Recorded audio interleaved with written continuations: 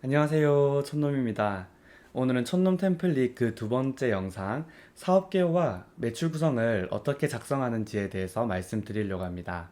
이 두 가지를 작성하는 데 있어서는 데이터를 가지고 오는 게 전부 다라고 보시면 되는데 그 데이터들을 어디서 가지고 오냐? 바로 여기. 첫 번째로 환경 컨센서스, 그리고 구글링, IR 자료, 다트, 카인드인데요.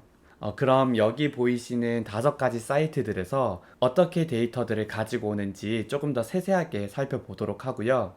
그리고 여기에 추가적으로 밸류에이션 조금만 더 곁들여서 우리가 실적을 왜 계속해서 팔로우업을 해야 되는지에 대한 제 의견 간략하게 말씀드리면서 이번 영상 마무리하겠습니다. 그럼 라이브 방송으로 같이 가보실게요. 뿅!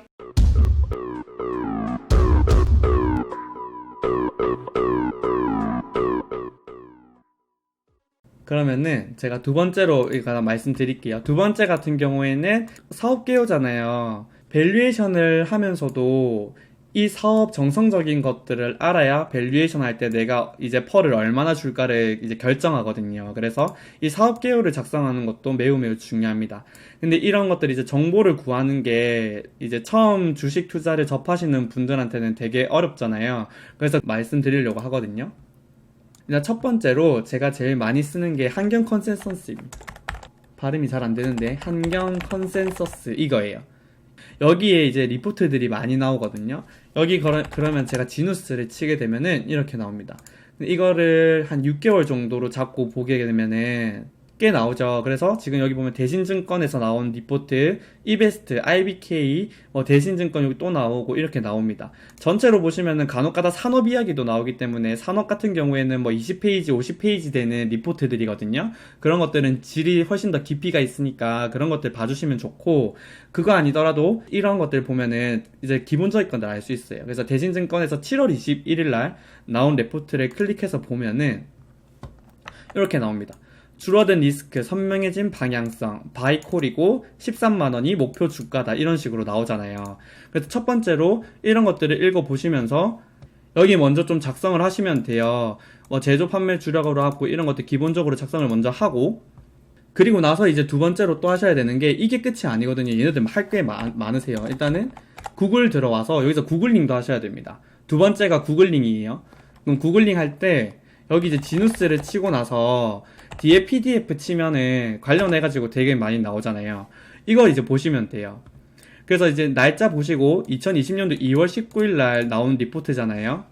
근데 아까 보시면은 미래셋 대우 리포트는 환경 컨센서스에 없었어요. 이게 증권사마다 제공하는 데가 있고 제공 안 하는 데가 있는데 거기서 이제 못 본 것들을 보시면 돼요. 견조한 외형 성장 지속하고 있다. 네. 여기서 주의할 점이 2019년도 거면은 좀 많이 오래된 레포트거든요. 이런 것들은 솔직히 좀 거르셔도 돼요.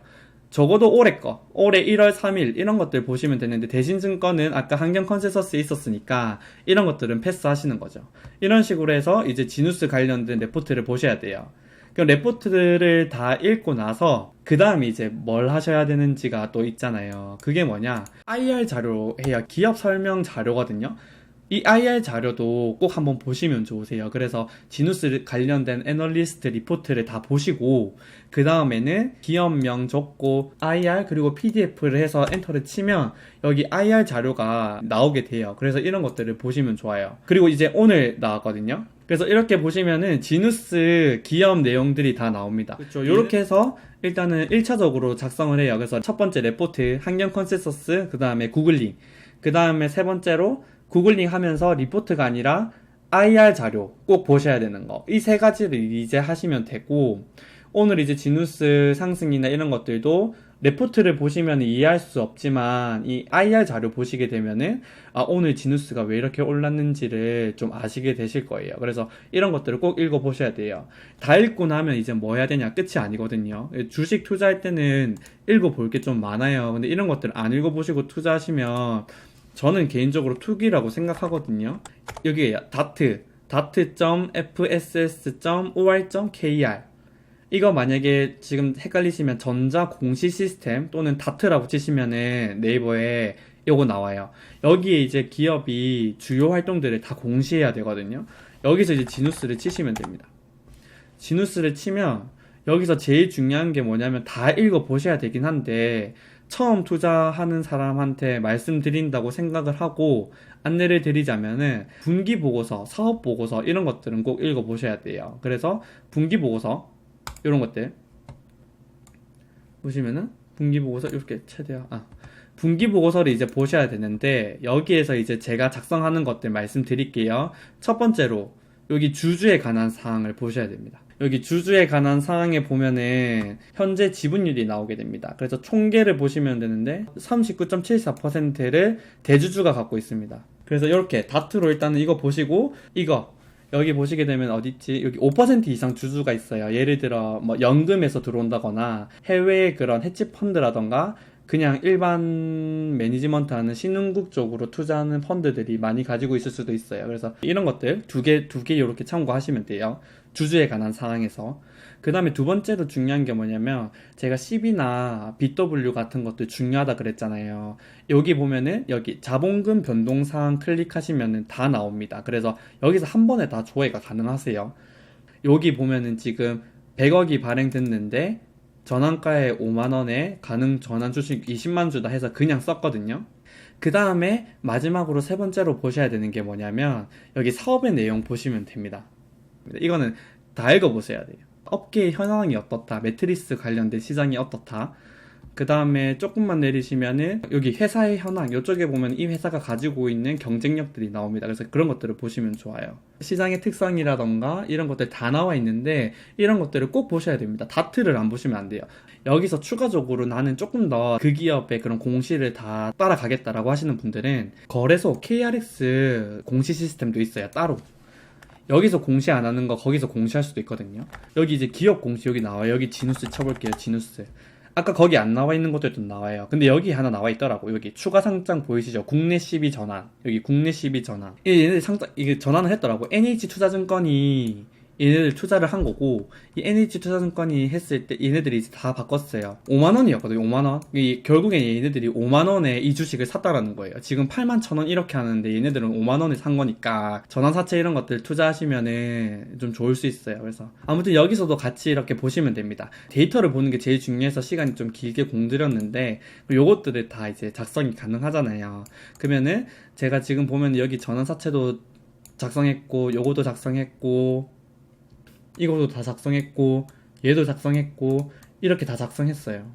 하나 더 중요한 게 여기 보면 2분기 실적 있잖아요. 이 2분기 실적을 보셔야 되는데 이게 왜 중요하냐면 여기 보면은 2분기 실적이 나와 있어요. 2076, 250, 179 이거를 일단 작성해드린 거거든요. 이게 왜 중요하냐면 시장에서 이제 실적 서프라이즈라고 해서 떴는데 실적이 그러면 되게 잘 나왔을 때 서프라이즈라고 하잖아요. 서프라이즈라고 해서 막 올라가서 나는 샀는데 내가 사자마자 그게 상투야.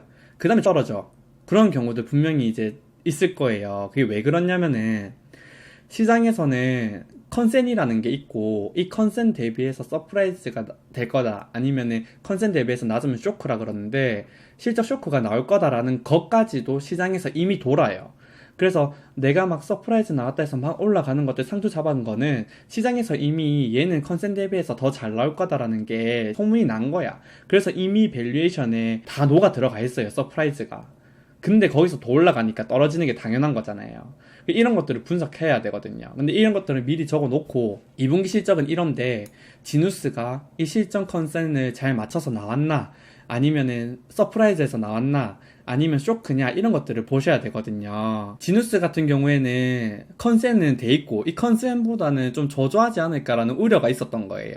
그래서 이제 밸류만큼 못 가다 보니까 저평가된 거. 제가 여기 적정가 87,000원이라고 했는데 계속 81,000원에서 놀았잖아요. 79,000원도 가고. 그러니까 그랬던 이유가 실적을 좀 달성하지 못해서 그렇지 않을까라고 했는데 오늘 실적 나오다 보니까 얘네들보다 소폭 더 잘 나왔어요. 그래서 진짜 잘 나온 거거든요. 그러다 보니까 밸류대로 갈 수 있겠구나 하면서 엄청나게 뛴 거예요. 그래도 지금 86,000원 정도면은 낮잖아요. 87,000원에 95,000원 간다니까. 그러니까 이런 경우는 어떻게 해야 돼요? 계속 갖고 있거나 수매해야 되죠. 팔면 안 된다고. 이제 컨센은 아까 제가 말씀드린 comp.fnguide.com에 들어가시게 되면은 예상 실적 컨센서스는 다 나와 있어요. 그럼 그거 기준으로 해서 실적이 잘 나왔나 못 나왔나 이런 것들은 좀 보셔야 돼요. 근데 막 실적 대비해서 서프라이즈가 될 거다, 쇼크가 될 거다, 이런 것들은 일반적인 개미분들께서 알기는 좀 어려운 부분이 있긴 하거든요. 기관 투자자들이 조금 더 쉽게 알 수 있거든요. 그래서 그런 것들을 이제 모르니까, 그래서 우리가 어떤 걸 해야 되냐면, 이렇게 이 컨센을 기준으로 해서 밸류에이션을 꼭 해보셔야 돼요. 근데 내가 만약에 금융업종이 없어서 잘 모르고 컨센만 안다고 하더라도 이 컨센을 가지고 이렇게 밸류에이션을 할 수 있잖아요. 근데 밸류에이션을 했는데 밸류에이션 한 것보다 주가가 저조해. 이 말 즉슨 그냥 시장에는 얘가 컨센을 좀 미달할 것 같다라는 우려가 깔려 있다는 뜻이에요. 시장은 바보가 아니라는 판단, 그 기본 전제를 가지고 가야 되니까 그런 식으로 좀 유추할 수 있는 방법밖에 없긴 해요.